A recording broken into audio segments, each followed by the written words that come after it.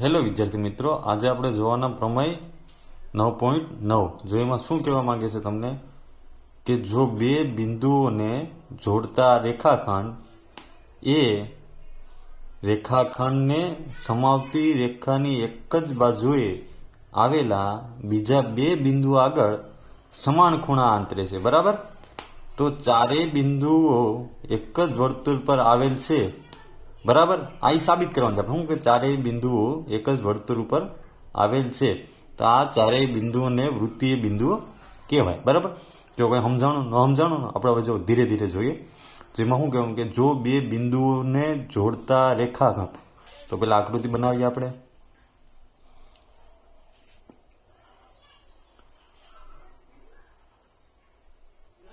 આ તમારું વર્તુળ. બરાબર? અહીંનો રેખાખંડ દોરવું હોય તો જીવા દોરવી પડે ને. બરાબર? આ નામ આપી દે એ બી. બરાબર? જોડતો રેખાખંડ એ રેખાખંડને સમાવતી રેખાની એક જ બાજુએ આવેલા બીજા બે બિંદુ આગળ, એટલે કોઈ પણ એક અહીં બિંદુ લઈ લઉં. બરાબર? ને કાંઈ બિંદુ લઈ લઉં. કોઈ બે બિંદુ આગળ સમાન ખૂણા આંતરે છે. બરાબર? ખૂણા જે અહીંથી બનાવશે ને એ સમાન છે એવું આપેલ છે. આપણે તો જોઈન્ટ કરી દઈએ.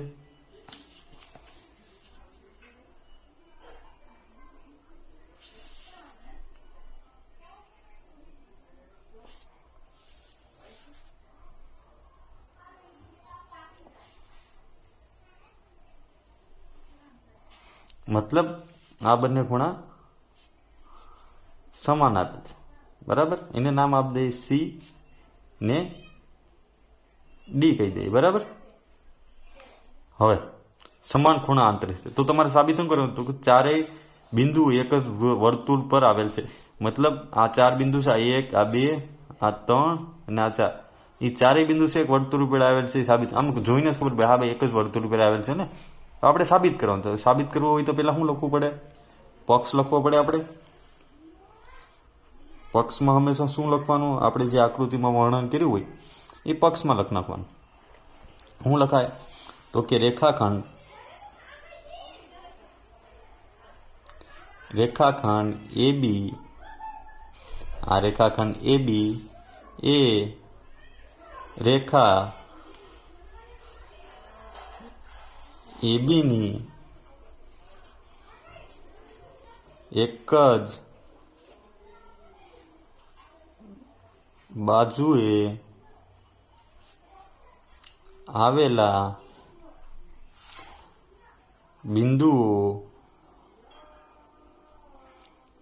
બિંદુઓ સી અને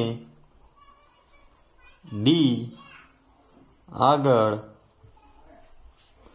સમાન ખૂણા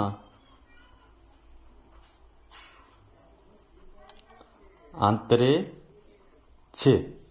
બરાબર? આ જે ખૂણા બને છે એ આપેલ છે પક્ષમાં આંતરે છે. પછી લખવું હોય તેને કેમ લખાય? એટલે કે આમ લખી કાય ને, શું લખી કાય? એ સી બી એટલે કે આ ખૂણો, એ ડી બી એટલે કે આ ખૂણો, એ બંને સમાન છે. તો આમ લખી કાય ને એ સી બી બરાબર એ ડી બી. રેડી? આવું પક્ષમાં આપેલ છે તમને. હવે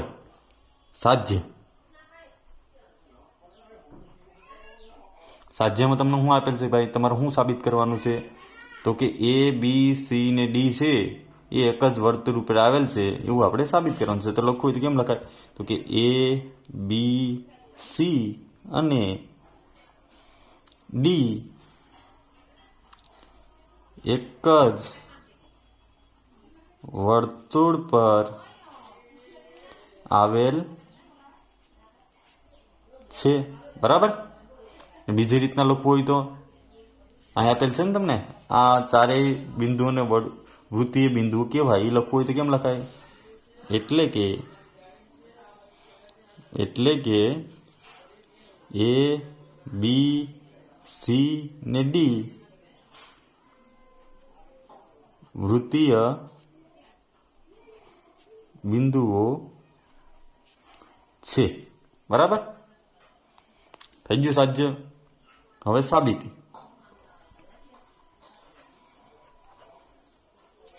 હવે જો સાબિત કરવું હોય તો આમાં આપણે કેવી રીતનું સાબિત કરવું વિચાર થાય ને. તો હું એક કામ કરું, બરાબર. સાબિતી કરવા માટે છે ને, જો આ છે એ તો બરાબર છે ભાઈ, વર્તુળ ઉપર જ આવેલ છે ચારે બિંદુ, આ ખૂણા બનાવે. હવે હું એક કામ કરું, જે આ ડી બિંદુ છે ને એને વર્તુળથી થોડુંક દૂર લઈ લઉં, મતલબ આ એક બિંદુ લઈ લઉં, બરાબર. આ એક બિંદુ લઈ લઉં ને એક બરાબરની સાઈડ બિંદુ લઈ લઉં. આ ડીને, આ ડીનું જે બિંદુ છે ખૂણાનું, એકને અંદરની સાઈડ લઈ લઉં. એકવાર હું અંદરની સાઈડ લઈને ગણતરી કરું, એકવાર બરાબર લઈને ગણતરી કરું, બરાબર. તો આ ખૂણો એક બને. મતલબ શું કર્યું આપણે, આ ડી બિંદુ હતું એને થોડુંક પાછળ ખેંચી લીધું, એટલે વર્તુળની બહાર અંદર આવી ગયું. વર્તુળ સાથે તો નથી, વર્તુળની અંદર, એક વર્તુળની બરાબર કરી નાખ્યું આપણે, બરાબર ને. તો સાબિત કરી કે ને કે ભાઈ વર્તુળની અંદર છે કે નહીં. પાછું આની હારે કનેક્ટ કરી દીધું, એટલે કે આ ખૂણો બની ગયો ને આ ખૂણો બની ગયો ને. એ પણ કોનું જ છે, ડીનું જ છે ને. આપણે આને નામ આપી દઈએ ઈ ને ઈ ડેક્સ કરી દઈએ, બરાબર. હવે લખવાનું આપણે જે કર્યું હોય ને એ લખવાનું. શું લખવાનું કે ભાઈ એ બી અને સી સમરેખ બિંદુઓ હોવાથી ત્રણેયમાંથી પસાર થતી અનન્ય વર્તુળ મળે. બરાબર, રેડી. કે ભાઈ એ બી ને સી છે એ અસમરેખ બિંદુ છે, બરાબર. એમાંથી ગમે ત્યાંથી ત્રણેયમાંથી પસાર થતી અનન્ય વર્તુળ મળે, બરાબર. હવે આપણે ધારણા કરીને, ધારો કે એ બી અને સી માંથી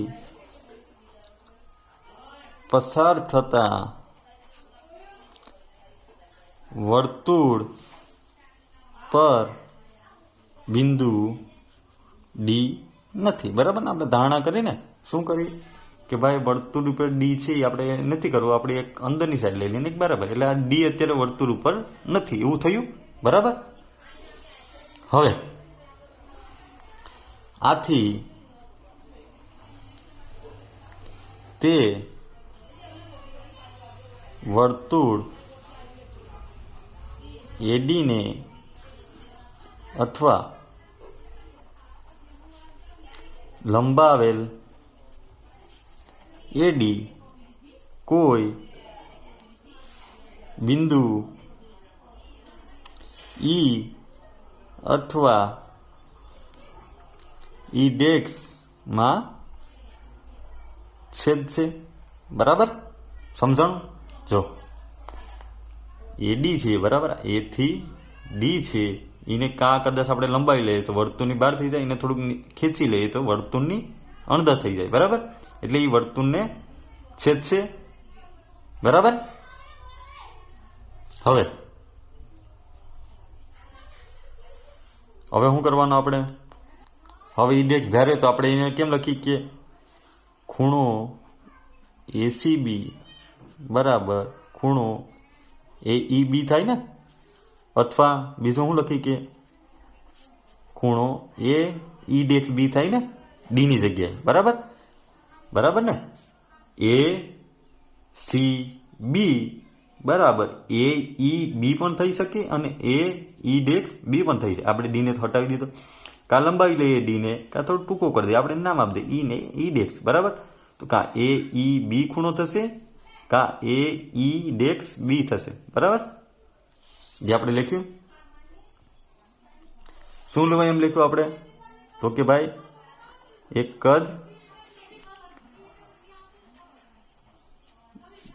વૃત્તખંડના ખૂણા, બરાબર.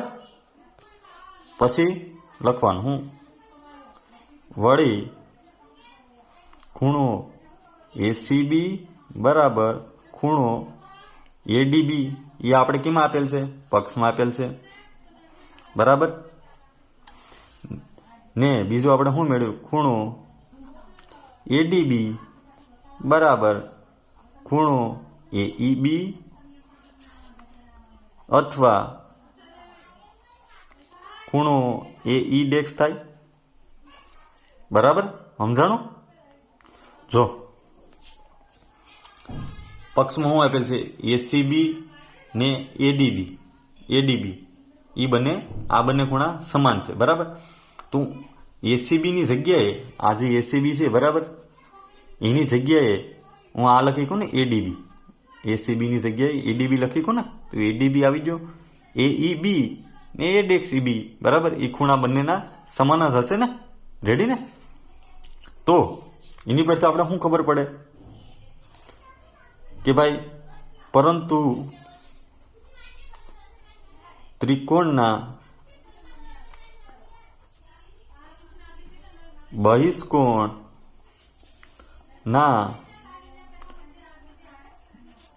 ગુણધર્મ અનુસાર શું કહી શકાય? આ શક્ય નથી. શા માટે શક્ય નથી? કે જો મેં આ ડી ખૂણો બન્યો છે બરાબર, આ ડી બિંદુ છે એનું અંદરની તરફ ખેંચું તો એના ખૂણામાં કંઈ ફેરફાર તો થતો હશે ને. બરાબર ને બારની સાઈડ ખેંચું તો પણ એના ખૂણામાં ફેરફાર થતો હશે. બરાબર, તો આપણે આ ધારણા કરી એમાં જે આ ખૂણો છે ડી ખૂણો એ પણ એટલો જ આમાં બતાવે છે. ઈ ખૂણો ને ઈ ડેક્સ ખૂણો બી એટલો જ બતાવે, મતલબ સરખો થાય. આ બિંદુનો અંદરની તરફ ખેંચું તો ભાઈ ખૂણામાં ચેન્જીસ થાય ને, આમાં ચેન્જીસ થયો ને ભાઈ બરાબર જ છે એવું કે તો આપણે આ જે ધારણા કરી એ શું કહેવાય? ખોટી છે. બરાબર, આથી આપણે શું કહીએ કે આથી આપણી ધારણા ખોટી છે. એટલે કે ડી એ બી અને સી માંથી પસાર થતા વર્તુળ પર જ છે. બરાબર, આમ એ બી સી અને ડી એક જ વર્તુળ પરના